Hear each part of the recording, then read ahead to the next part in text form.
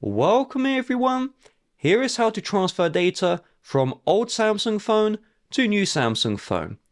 The first step is on both Samsung phones.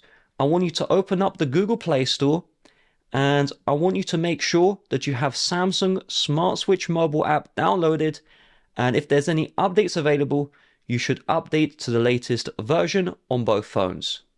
Once this is done, you now need to open up Samsung Smart Switch Mobile on the Samsung phone you are transferring data to. So this would be the phone on the right. And once Samsung Smart Switch is open, let's just agree to all of the permissions. Those are required to move the data over. We are now going to choose Receive on this phone to receive the data from our old Samsung. Once we've done this, let's confirm the Galaxy/Android. Then we can choose the wireless option or cable. I would personally recommend choosing the cable option, and then ideally use the charging cable included in the box, and you're going to connect your new Samsung phone to your old one. So let's just get the connection running. And then once this is done, you should see on the old Samsung phone, choose an app for the USB device.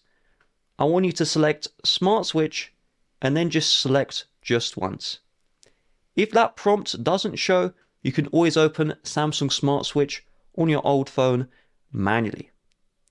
Let's just agree to the permissions on our old phone. And then we're going to select Sends from this phone. Then you can now see connecting to transfer your data. And on the old phone, it says Open Smart Switch to handle new Galaxy phone. So let's tap on OK. And now both devices should be connected. You can now see it will start to select the data transfer. If those steps aren't working right, your cable most likely doesn't support data transfer, so just try a different cable.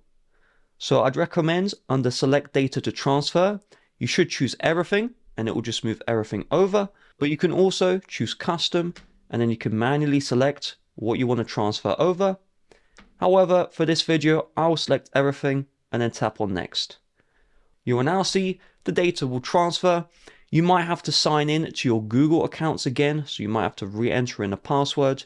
And depending on some apps, it will show on screen that there are extra steps. Just follow the instructions that are shown.